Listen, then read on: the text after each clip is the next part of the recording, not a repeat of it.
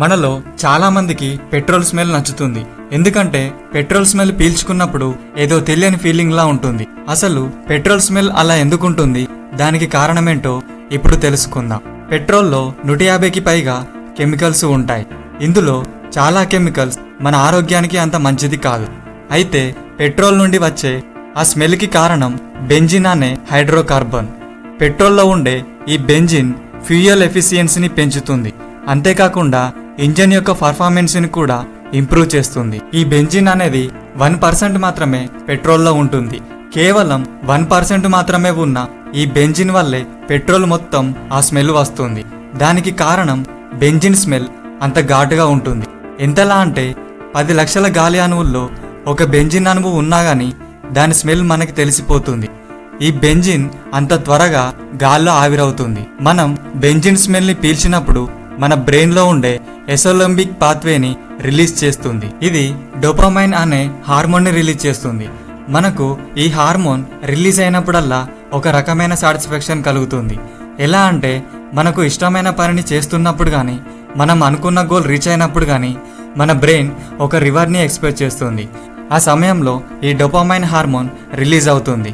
అది రిలీజ్ అయినప్పుడు ఒక సాటిస్ఫాక్షన్ కలుగుతుంది. అలాగే మనం పెట్రోల్ స్మెల్ పీల్చినప్పుడు కూడా మనకేదో తెలియని ఫీలింగ్ లా, సాటిస్ఫాక్షన్ లా ఉంటుంది. దీనికి కారణం మన బ్రెయిన్ నుండి రిలీజ్ అయిన ఈ డోపామైన్ హార్మోన్.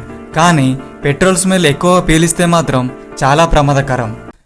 మనం ఏదైనా అనుకోని సంఘటన చూసినప్పుడు కానీ, సినిమాలు చూస్తున్నప్పుడు కానీ, లేదా చలిగా ఉన్నప్పుడు కానీ గూస్ బంప్స్ వస్తుంటాయి. అసలు గూస్ బంప్స్ అంటే ఏంటి, ఎందుకు వస్తుంటాయి అనేది చూద్దాం.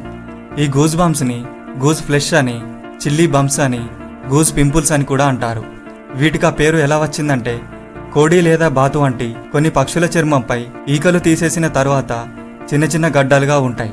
అవి చూడ్డానికి గూస్ బంప్స్ వచ్చినట్లుగా కనిపిస్తాయి కాబట్టి అలా పిలుస్తారు. కానీ నిజానికి వీటిని సైంటిఫిక్గా పైలోమోటార్ రిఫ్లెక్స్ అని, పైలోరెక్షన్ అని, లేదా హారిప్లేషన్ అని అంటారు. అసలు మనకి గూస్ బంప్స్ ఎలా ఏర్పడతాయంటే, సాధారణంగా చర్మం మీద ఉండే ప్రతి వెంట్రుకి కూడా క్రింద సపోర్ట్ చేసేందుకు ఎరెక్టర్ పిల్లి అనే ఒక కండరం ఉంటుంది. ఎప్పుడైతే ఈ కండరాలు సంకోచిస్తాయో అప్పుడు అక్కడ చర్మం దగ్గరికి వస్తుంది. అలా చర్మం దగ్గరికి వచ్చినప్పుడు వెంట్రుకలు పైకి లేస్తాయి. మళ్ళీ ఆ కండరాలు రిలాక్స్ అయినప్పుడు వెంట్రుకలు క్రిందికి వస్తాయి. మనకేదైనా ప్రమాదం జరిగినప్పుడు కానీ, లేదా భయం వేసినప్పుడు కానీ మన శరీరంలో ఉన్న నాడీ వ్యవస్థ మన మూత్రపిండాల పైభాగంలో ఉండే అడ్రినల్ గ్లాండ్స్, అడ్రినలిన్ అనే హార్మోన్ని రిలీజ్ చేస్తుంది. ఈ హార్మోన్ రక్తంలో కలిసి మన శరీరం అంతా వ్యాపించి చర్మం కింద ఉన్న ఈ చిన్న చిన్న కండరాలను సంకోచించేలా చేస్తుంది. అలా కండరాలు సంకోచించినప్పుడు వెంట్రుకలు పైకి లేస్తాయి. వీటినే గూస్ బంప్స్గా పిలుస్తారు. ఈ గూస్ బంప్స్ పైకి లేచుండడం వల్ల మన శరీరానికి బయట ఉన్న చల్లటి వాతావరణానికి మధ్య ఒక ఇన్సులేషన్గా ఉంటుంది. కాబట్టి అప్పుడు చలి నుండి మన శరీరం కొంచెం వేడిగా ఉండడానికి ఉపయోగపడతాయి. మనం షూస్, బ్యాగ్స్ లేదా టీవీ వంటి ఎలక్ట్రానిక్ వస్తువులు కొన్నప్పుడు వాటిలో ఒక ప్యాకెట్ ఉంటుంది. అసలు ఆ ప్యాకెట్ ఎందుకు ఉంటుంది, దానివల్ల ఉపయోగం ఏంటో ఇప్పుడు తెలుసుకుందాం. ఈ ప్యాకెట్లో చిన్న చిన్న బ్లాక్స్ ఉంటాయి.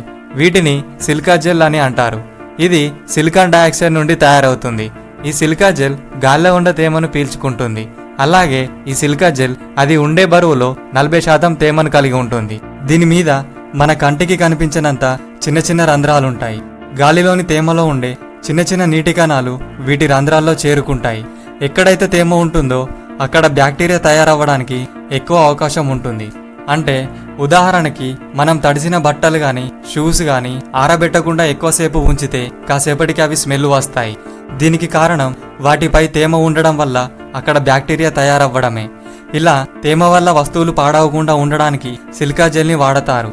అలాగే ఎలక్ట్రానిక్ పరికరాల్లో కూడా, అంటే టీవీ, కెమెరా వంటి వస్తువుల్లో రెసిస్టర్, కెపాసిటర్, ట్రాన్సిస్టర్ల వంటి తేమ వల్ల తుప్పు పట్టేందుకు కారణమయ్యే సర్క్యూట్లను కలిగి ఉంటాయి. కాబట్టి వీటిల్లో సిలికా జెల్ వాడతారు. అంతేకాకుండా మెడిసిన్ బాటిల్స్లో కూడా తేమ వల్ల ఆ మెడిసిన్ త్వరగా పాడవకుండా ఉండడానికి ఈ సిలికా జెల్ని వాడతారు. అలాగే కొన్ని ఫుడ్ ప్యాకింగ్లో కూడా తేమ వల్ల తయారయ్యే బ్యాక్టీరియా వల్ల ఆ ఫుడ్ త్వరగా పాడవకుండా ఉండడానికి ఆ ప్యాకింగ్లో ఈ సిలికా జెల్ని ఉంచుతారు. మరి ఈ సిలికా జెల్ ప్యాకెట్ పైన డూ నాట్ ఈట్ అని రాసి ఉంటుంది కదా, మరి ఫుడ్లో ఎలా వాడతారని మనకు డౌట్ రావచ్చు. అయితే ఈ సిలికా జెల్ మరీ అంత ప్రాణాంతకరమైన విషపూరితమైనది మాత్రం కాదు. కానీ ఇది అనుకోకుండా మన నోట్లోకి వెళ్తే గొంతు ముక్కు భాగాల్లో పొడిగా మారడం, కడుపు నొప్పి రావడం, వాంతులు రావడం, మోషన్స్ అవ్వడం వంటి సైడ్ ఎఫెక్ట్స్ రావడం జరుగుతుంది. అందుకే వీటిని తినొద్దని చెప్తారు. కానీ కొన్ని సిలికా జెల్ కోబాల్ట్ క్లోరైడ్ కెమికల్తో తయారైన నీలం రంగు లేదా గులాబీ రంగుల్లో ఉండే సిలికా జెల్ ఉంటాయి. ఇవి కొంచెం ప్రమాదకరం, జాగ్రత్తగా ఉండాలి. ఇవి చిన్న పిల్లలకు ఇంకా మనం ఇంట్లో పెంచుకునే కుక్క లేదా పిల్లి వంటి వాటికి దూరంగా ఉంచాలి. ఈ సిలికా జెల్ వల్ల ఉపయోగం కూడా ఉంది. అదేంటంటే ఎప్పుడైనా మన సెల్ ఫోన్ నీళ్లలో పడ్డప్పుడు మనం దాన్ని ఎండలో పెట్టడం గాని లేదా బియ్యంలో పెట్టడం గాని చేస్తుంటాం. కానీ ఒక లాక్ జిప్ కవర్ లో కొన్ని సిలికా జెల్ ప్యాకెట్స్ ను వేసి ఫోన్ లో ఉన్న బ్యాటరీ ఇంకా సిమ్ కార్డ్ తీసేసి ఒక రోజంతా అందులో ఉంచితే అందులో ఉన్న తేమనంతా పీల్చుకొని మన సెల్ ఫోన్ కి ఎలాంటి ప్రమాదం లేకుండా ఈ సిలికా జెల్ ఉపయోగపడుతుంది.